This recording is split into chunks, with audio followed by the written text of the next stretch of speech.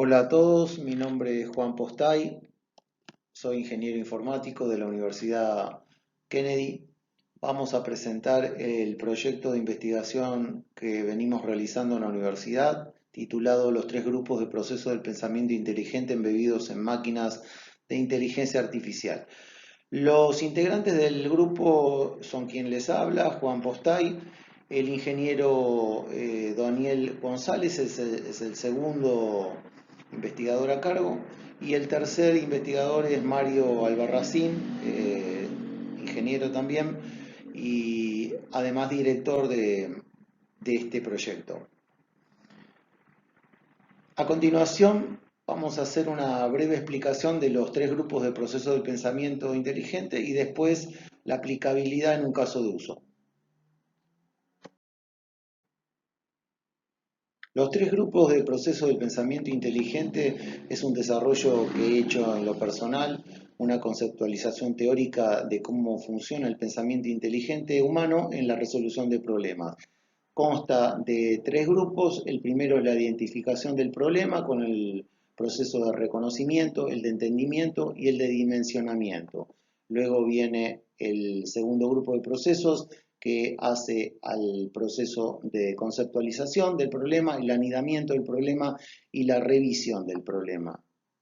Último grupo de procesos del pensamiento inteligente es la resolución del problema.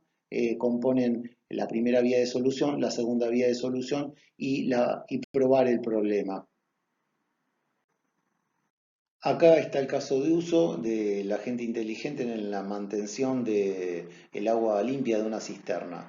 Los elementos que conforman el agente inteligente son la red neuronal, sensores y acceso a información de la web, base de datos, generador de reglas y actuadores.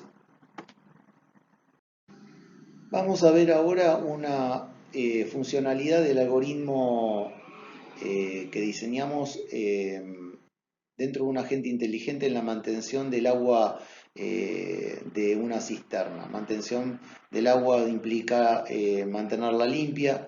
En el primer grupo de procesos, la identificación del problema, teníamos el proceso de reconocimiento. Este proceso lo que hace es reconocer un hecho consecuente o problema. Puede ser, por ejemplo, la caída de hojas en el agua de la cisterna, el hecho consecuente considerado problema. La máquina lo que va a hacer en esta instancia del reconocimiento del hecho consecuente es valorizarlo negativamente. En el caso del segundo proceso, el del entendimiento, va a encontrar algunos hechos secundarios que estén ligados al hecho consecuente.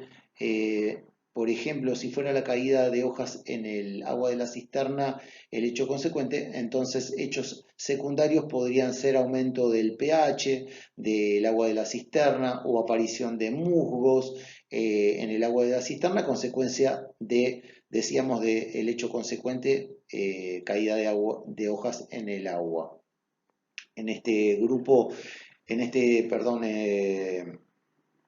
el proceso también va a hacer una interpretación y valoración negativa de los hechos consecuentes. Y en el tercer proceso, que es el de dimensionamiento del problema, lo que va a hacer es la sumatoria de todas las valoraciones negativas que le dio tanto al hecho consecuente como a los hechos secundarios. Le llega el turno entonces a la contextualización del problema. Este grupo tiene el primer proceso, que es la conceptualización del problema, decíamos. La conceptualización implica encontrar cuál sería el hecho antecedente que generó el hecho consecuente, es decir, cuál fue la razón causal de la aparición, en el ejemplo que dábamos, de las hojas en el agua. ¿Cuál fue el hecho antecedente que lo generó? Es una hipótesis y la máquina va a buscar en su base de datos histórica algunas variables que se hayan podido modificar, que haya guardado inmediatamente previa a la aparición de las hojas como eventuales causales de esta aparición de las hojas en el agua. Ejemplo, podría decir se modificó la temperatura, entonces va a establecer la hipótesis que la variación de la temperatura fue la causal de la aparición de las hojas en el agua. Eventualmente encontrará que aumentó la humedad, entonces argumentará en una segunda hipótesis que el aumento de la humedad fue la causal de la aparición de hojas en el agua. Encontrará eventualmente una tercera variable que se modificó, como por ejemplo la velocidad del viento. En ese caso establecerá otra tercera hipótesis diciendo el aumento de la velocidad del viento es la causal de la aparición de las hojas en el agua, y así va a establecer en esta conceptualización muchas hipótesis. En el anidamiento es lo que busca la máquina, es establecer cuáles fueron los hechos generadores del hecho antecedente, es decir, si fuera, por ejemplo, el aumento de la temperatura, el hecho antecedente que generó en esta hipótesis la aparición de las hojas en el agua, ¿cuál fue el hecho antecedente? ¿Cuál fue el hecho que generó el hecho antecedente? Y en el caso del otro extremo, el hecho consecuente, ¿qué trajo aparejado? ¿Qué hecho trajo aparejado el hecho consecuente? Esta sería el anidamiento de la problemática, una macroimagen del problema. En el caso de la revisión, que es el último de los procesos de este grupo, lo que va a hacer la máquina es buscar la refutabilidad y la inconsistencia de cada una de las hipótesis de problema que estableció. En el caso, por ejemplo, de la hipótesis del aumento de la temperatura, va a buscar en su base de datos histórica si en alguna ocasión previa, histórica, hubo otra subida de temperatura y si en aquel momento también aparecieron hojas en el agua. Si aparecieron hojas en el agua en aquella ocasión, va a haber corroborado esa hipótesis y si no, la habrá refutado. Eh, Paralelamente a la refutación, lo que va a buscar es la inconsistencia, cambiando el escenario, va a buscar en su base de datos histórica situaciones en las que la temperatura estuvo estable y si aparecieron hojas en el agua. Si se dieron en esta situación, se va a haber encontrado inconsistencia y va a haber marcado esta hipótesis como no muy sólida en función de la inconsistencia o de la refutación que halló, de las tantas que puede haber encontrado. Va a revisionar toda la base de datos histórica que tenga en busca de inconsistencias y refutaciones de esta hipótesis. Lo mismo va a hacer con la humedad. Va a buscar en su base de datos históricas si hubo alguna instancia histórica en el que también se disparó la humedad y si en aquel momento aparecieron hojas en el agua de la cisterna. Si aparecieron, la corroborará; si no aparecieron, la refutará, y cambiando el escenario buscará en su base de datos histórica si la humedad estuvo estable y aparecieron hojas en el agua. En ese caso habrá encontrado inconsistencia y marcará todas las inconsistencias y refutaciones que pudo hallar en su base de datos respecto de esta hipótesis. Respecto de la última hipótesis, decíamos la tercera, la del viento, encontrará en su base de datos histórica si en algún momento que se disparó el viento, es decir, la variable de viento salió de sus valores normales, aparecieron hojas en el agua de la cisterna. Si aparecieron, la habrá corroborado la hipótesis; si no aparecieron, la habrá refutado, y cambiando el escenario para encontrar inconsistencias, buscará si en algún momento en su base de datos histórica el viento estuvo estable, la variable no se modificó y aparecieron hojas en el agua de la cisterna. En ese caso habría encontrado una inconsistencia.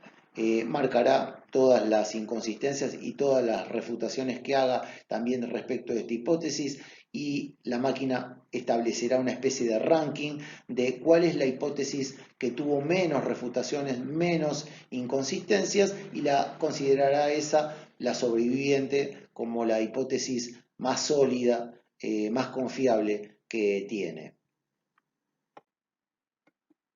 Bueno, acá llegamos al tercer grupo de procesos, el de resolución del problema. La máquina en esta instancia lo que va a hacer es establecer hipótesis de primera vía de solución y hipótesis de segunda vía de solución con pruebas en ambas. En la primera vía de solución, la hipótesis va a ser acciones que puede realizar externas a la cisterna que eventualmente puedan eliminar el hecho antecedente.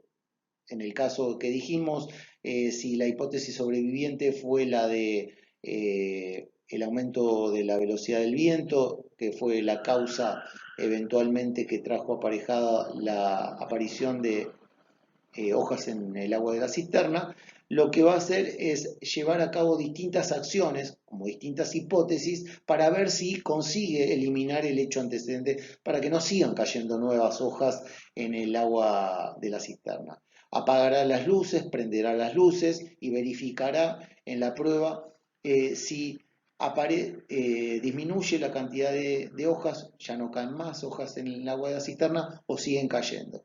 Lo más probable es que en estas pruebas de luz refute la hipótesis de primera vía de solución, pase a otra segunda hipótesis, puede ser, por ejemplo, aumentar la temperatura del ambiente externo de la cisterna, buscando encontrar si este aumento de temperatura eventualmente hace que ya no caigan más hojas.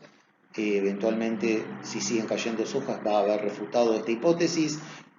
Bajará la temperatura, buscando encontrar la misma situación, que las hojas cesen de caer en el agua, seguramente seguirán cayendo, refutará esta hipótesis y así hasta llegar, por ejemplo, a la acción de cerrar el techo de la cisterna y ahí eventualmente buscará determinar si siguen cayendo hojas en el agua de la cisterna o no siguen cayendo. Lo más probable es que al cerrar el techo de la cisterna el viento cese y la cantidad de hojas que caen en el agua de la cisterna ya sean nulas, entonces habrá corroborado su hipótesis. En el caso de la hipótesis de segunda vía de solución y su prueba, consisten en acciones que propone la máquina para eliminar las hojas que ya están adentro del agua de la cisterna. Tampoco sabe cuál es la acción correcta, así que va a hacer tentativas hipótesis. Por ejemplo, una de las acciones puede llegar a ser aumentar el pH del agua de la cisterna y verificar si las hojas desaparecen. Eventualmente las hojas no desaparecen, va a haber refutado esta hipótesis, seguirá con eventualmente aumentar la temperatura del agua de la cisterna y verificará si las hojas desaparecen o no. Esta seguramente tampoco será exitosa, habrá refutado esta hipótesis hasta llegar eventualmente a la acción de filtrado del agua. En el momento de terminar el filtrado, verificará que las hojas de que estaban en el agua de la cisterna han desaparecido y así valorizará esta hipótesis como la más relevante para resolver el problema de la caída de agua, perdón, de la caída de hojas en el agua de la cisterna. Como conclusiones, vamos a mencionar que este algoritmo funciona como método científico de resolución de problemas. Este algoritmo además es extrapolable a distintos contextos de solución de problemas y podríamos pensar que una misma máquina puede contener algoritmos destinados a la resolución de distinto tipo de problemas como si fuera una multipropósito o de propósito general de resolución de problemas. En este espacio queremos dejar el mail para consultas por dudas que pudieran aparecer y un agradecimiento a las autoridades del CONACYT por dejarnos participar y exponer nuestro proyecto.